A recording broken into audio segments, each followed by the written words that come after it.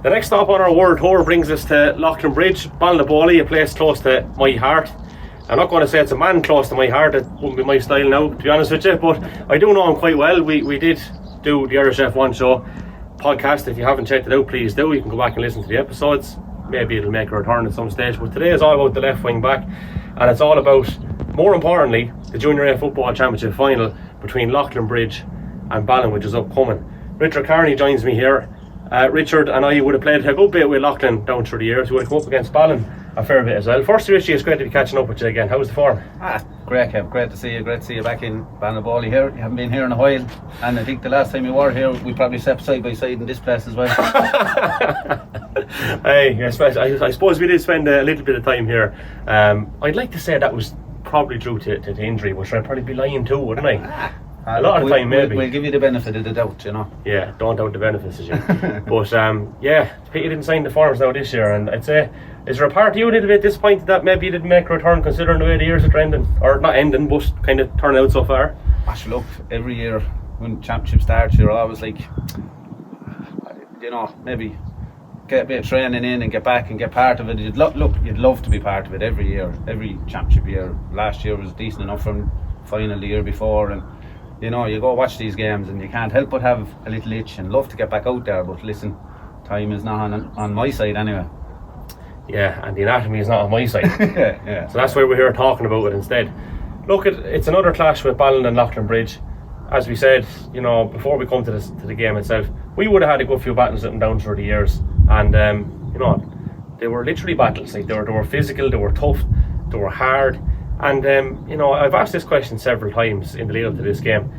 Where does this rivalry come from? I mean, you were playing adult football with Leighlin a little bit longer than I was or whatever, but there's always been that bit of niggle and that bit of rivalry. It's not a geographical thing. Any explanation from your side of it, Anna? Absolutely don't know. I don't know. Just every time we lined out against each other, and you said it right, it was a battle, like a war of attrition. It was, like I said, I don't know why the rivalry was so big. It probably just grew from years ago, I suppose, and like every time we played them, like it's horrendous, like, you know, great games, great competitiveness, tough, hard, the odd dirty belt here and there, but you know, that's to be expected. Is there any that sticks out? I don't mean belts now, but I mean possible games that, you know, between the two, because I have a couple from my side, which might come to in a minute, but literally 10 years ago this year, we played them in 2 games, possibly in the quarter final of a junior championship. We drew the first day in Ballinastown, and the replay was in Killeven, only after coming from Killeven, funnily enough, but they were 2 bruisers. I think you were a full back. Now, Richie is not standing here at the minute. He doesn't have the stature of a full back, but you were playing well that time. Yeah, I remember those games. They were actually two great games, and yeah, I was full back, probably the smallest full back the county, or any county has ever seen, but listen, it's not all about the size of the dog in the fight, as to say, so yeah, went okay that year, but like that, it's hard to pick one game against Ballon. Just like they were all wars, like they were all battles. I couldn't honestly pick a Leighlinbridge Ballon game where I could say to you, they were all nearly the same, and all only a point, 2 points in it, like. Yeah, same, like, and I mean that particular one, unfortunately I was injured again, wasn't I? Someone said I was Eddie the Kid 2.0. I don't know if it was accurate or not, but I don't think he put on the weight as much when he was getting injured than I did. I was like fury in between heavyweight fights, you know. But yeah, I missed out through injury on those couple of games. But like again, a kick of a ball and then Ballon went on to win the championship that year. That's right. Yeah, you know? Great times. Really looking forward to Sunday week now. The younger lads, it's Leighlin it's a good young team. They're showing good potential. They've tasted defeat in a final 2 years ago, and we were at that game, obviously. You know, a lot of people might put Leighlin down as favourites for this, but I don't buy into it. You know, like we beat Ballon here, first round of the championship, and same thing. There was only a kick of a ball, and it could have went either way in the last 5-10 minutes. And give Ballon their due. They were 4 points down, and they hit a purple patch for about 10-15 minutes in the second half and levelled the game. It could have went either way. Leighlin, to be fair, tagged 2 frees towards the end of the game to win it. Ballon might feel those frees shouldn't have been given. Leighlin will feel they should have been given. But just going back to what we were saying, there's never anything more than a kick of a ball in a Leighlin Ballon game, and the final's going to be no different. Yeah, I think so as well. And I suppose, you know, as you mentioned, those two finals a couple of years ago, Leighlin were so close to beating Clonmore the first day. I'm not quite sure there was ever much doubt in it the second day. Clonmore were a serious side, and you know they've gone up to senior since and all that. Like, so it just goes to show though, once you get that initial boost, that there is, you know, a realistic chance of a double bounce, you know, within a reasonable kind of time frame as well. So a lot of it is go with Junior A and but you know, as I've said several times, Leighlin never got relegated to Junior. Like, you know, it was as a result of a restructure, but they just haven't been able to get up since. It's probably, it's like, you know, it's like playing Division 3 soccer in Carlow. You know, these people that say the Premier League, Division 1, you know, Division 3 is probably the hardest division you get out of. But once you get out of that, and sort of the same thing applies here. Like, Clonmore is a great example. You know, the second game, obviously, they ran away with it a bit, gave us a good beating, and, you know, rightly so, fair play to them. But Clonmore are just, they just showed everyone, up to intermediate. You know, the level between Junior A and intermediate is not that too far removed. One intermediate, went to senior. The level between senior and intermediate in Carlow is not that great. You know, there's not that much in it. And Clonmore can hold their heads up really high this year for their senior show. Like, I know they haven't won a game, but by God, they've rattled some of the big teams. So, like you're just saying, if the boys can win Sunday week, get out Junior A, get up to intermediate, maybe spend their first season finding their feet in it, maybe a final the season after. You'd never know, because it's a young Leighlinbridge team, and I think that's one of the advantages it has compared to Ballon at the moment. Ballon, I think, are just a little bit older. So they're aging a little bit more than Leighlin, but Leighlinbridge a good young team. Like, the average age, I couldn't guess the average age. It's probably only 21, 22, if even that. So it does bode well for the club and the players. You know, all 90% of those players have a good 4 or 5 years still in them. Yeah. Easily, you know. So hopefully they get over Ballon in 2 weeks' time and can kick on. And the interesting thing from Ballon's point of view is that, you know, kind of similar to ourselves, you know, this year they've got an influx of really good young players, but the other guys are still there kind of hanging on. Now, Liam Brennan isn't actually that old. Ballon Liam Brennan, that is, but he's one of the experienced players. He's still knocking out. Paddy Byrne, Mousy Leary, they have that bit of experience there still. But I suppose, I guess, you know, no different to the Leighlin setup, the lads that we played with, there's not too many of them still there. Like Val Fleming is one, maybe off the top of the head, that I can think of, maybe a couple of more. So like, a lot has happened in that 10-year period. You look over at Fenner, after been chatting with Pat Butler, he's still going nearly 30 years on, right? John Corwin is still going for Calavin Donegal. Paul Kelly is still going. Val is still going here for Leighlinbridge. Paddy Byrne going for Ballon. I mean, some of the service that these guys have given is unbelievable, and you need guys like that to guide the next generation. Yeah, you do, absolutely. And I played on there till my age was 38 or 39, somewhere around there. And I decided to give it up before it gave me up. I was still playing reasonably well. I still believe if I put a year of training in, that I could slot in there somewhere, but no, it's time for the likes of me to move one side and let the younger guys through. It was a joy. I played, before I finished, I got to play with, I won't say the younger lads of Leighlin now, they're sort of the middle-aged lads, the Lee Conrans, the Keith Lillises. Luckily enough, I got to play with those guys before I finished up. Now they're the leaders of Leighlinbridge. They're the guys that the real young lads are looking to now for leadership and inspiration on the field. And like Lee Conran, and Lee Conran is having the season of his life this year. You know, he's the standout forward. Charlie Nolan, great year for Leighlinbridge as well. But he's a young up and coming guy, but he seems to be learning off the likes of Lee. You know, Leighlinbridge, Liam Brennan, he's going to have to have the game of his life. Yeah. You know, he's going to have to field and carry, which he can do. Defensively, we're not a bad. We're pretty tight. But all that can be said about Ballon as well. You know, this has. You know, it's all the hallmarks, isn't it? Yeah, it has the hallmarks of a great game. You remember when Liam Brennan came on board with us? He was, you know, pretty quiet. Didn't say a whole lot. What in the name of God happened to him? he just like turned into a completely different character altogether, and like no different to ourselves. No, you can't shut him up. No, in fairness, and an inspirational great leader, all joking aside, for the team. He's a great leader, great footballer, and like that, I think once he settled in and found his feet, and you know, he'd done a couple of years with the county there. I think that sort of brought him on and got the vocal cords working for him. But even you meet him out for a drink now, you can't shut him up. And Lillis, in fairness to Keith now, we should give him a shout out. He suffered a horrendous injury at the start of the year. Yeah. You know, and it's a shame that he's missing out on something like this. He's given fair service. He's Leighlin till I die kind of a fella as well, you know. Yeah. Bad. Listen, it's bad injury like that. Listen, you've had it. Yeah, it's not nice. But to be fair to Keith, he's here in the dugout with the lads. He's down here watching them train. He's as involved as he can be, and even for Keith alone, like you say, he's Leighlinbridge to the core. It's great to see Leighlin winning, even for himself. You know, it'd be great because, like we spoke about before we came on air here. You know, it's like championships don't come along too often. Like you know, there's a real good chance you might only win one in your career if you're lucky too. You won one, didn't you? Or was it two? Two championships in about 23 or 4 years of kicking so that football. That was Ballinaboley in a Junior B final, was it? Junior 03 or 04. Yeah, Junior and B. you were out for the intermediate. Yeah. What was that, 99? Yeah. Geez, you were young then. I was one of the young brats that time, like. But what was the story with that 99 final? Did Khaki get the P45 early on in that one, or did someone get the P45 for Leighlin? Was it Lukey Kelly? I think Leighlin went down to 14, did they? Or am I getting that horribly wrong? I possibly could be. I don't know. Dan got a bad old injury in that one. Oh, that's against Rangers. I wasn't playing that day. Okay, no, right.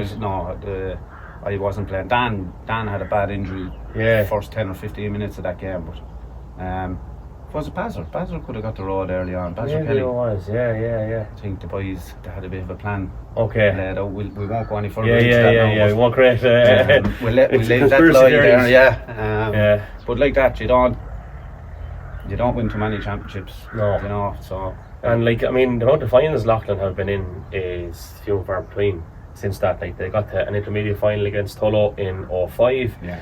Obviously, was on that alright, yeah. Yeah. Hockney was over that time. Yeah. And like, it's. Do you know what? It's funny because I always make the theory that the yo-yo effect of teams going up and down. But in fairness, like, I think senior was 12 teams at that stage, and there was still scope for up and down because Leighlin went down the previous year, losing out to Ballinaboley in relegation. Yeah. You're back in a final again the year after that, and I don't have much memories of that Tullow game, but just didn't work out well for you. Just bad memories. Bad memories. Yeah. Listen, it is what it is, but just like going on the Leighlinbridge thing too. Like I can't remember what year it was. We were in an intermediate semi-final. I think we were beating an intermediate semi-final, and the following season, you know, we lost 14 at the start and 15 to Emigration the following season, and the decline started then. You know, so as a club, like, we got hit really, like, real bad that time, you know.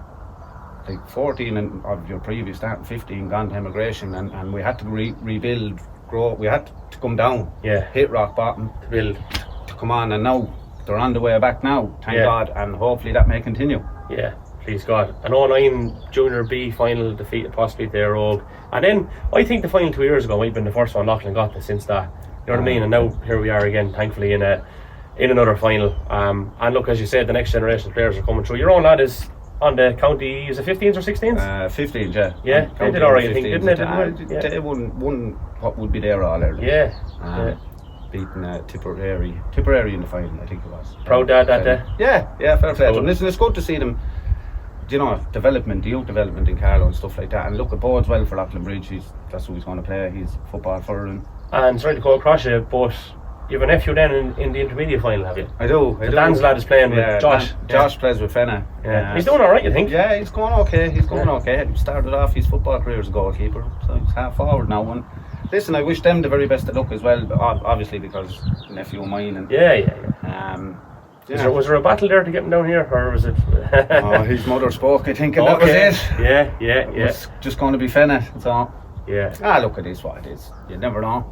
He could end up here one day, you never know. Yeah, it's funny, not many people know this, but Shane Clark was down here training with us for a year. I think it was 2011. That's right. Yeah. And I don't know what happened. He didn't play a competitive game, but he did do a few training sessions. He trained 4 or 5 times with us at the start of the season, like that. I have an inkling as to what happened, but I ain't going there. I ain't going to say it, but yeah. He ended up being a senior county footballer after it and did alright for himself, didn't he? Yeah. Still doing alright. Yeah. TC, sure. A lot of people, well, I'm sure a lot of people from Leighlin know this, like, but you know, they might associate him now as being a Bangorstown man, but like TC played with Leighlin up until maybe 03, 04 perhaps. TC played most of his senior career with Leighlinbridge. Yeah. You know. Yeah. Finished out with St Andrews then. Like. Yeah, moved to Bagnallstown, or built a house or lived in Bagnallstown. So obviously made sense. Yeah. His progression was to move into Bagnallstown, but Archie's a great servant to Leighlin for years. Yeah. His brother Rambo the same. You know. Yeah. Like, Rambo. Some character. Stop. And that's Damien Clark. Like all us Leighlin people will know who Rambo is. And so Leighlin must have the most amount of nicknames, I'd say, of any club in Carlow. Now Rathvilly, this came up recently in the WhatsApp group. Rathvilly have a few serious ones as well. But there's like nearly everyone has a nickname down here. And Palou, God rest him, the groundsman here that has the place looking so well. I think he might have been the baptizer. The instigator of most nicknames now, in fairness. Like, sure, even go back to Ned Kane, twin cylinder, and you know, foot pump, the foot pump, Bot, Bobo, Flames, Rooster, Schumacher, Kaka, nearly everyone had one. Peter Foley, Springbok, yeah. There's been great ones down through the years. We had the Paw Shaw, we had the Jaw Shaw as well. The Paw Shaw. Yeah, Tamumi. Jesus Christ. Classy. We could go on. A quick fire round before we finish up, right? And this will really put you on the spot now. Who was the toughest footballer you played with? With? Yeah. Toughest footballer I've played with. Playing most of my career sort of half back line, full back line. I would say the toughest player I've played with, as regard he's running with the ball, not afraid to give a hit or take a hit, it's probably Emmett Moore. Yeah. Probably Emmett Moore. Physical. Absolute animal of a guy.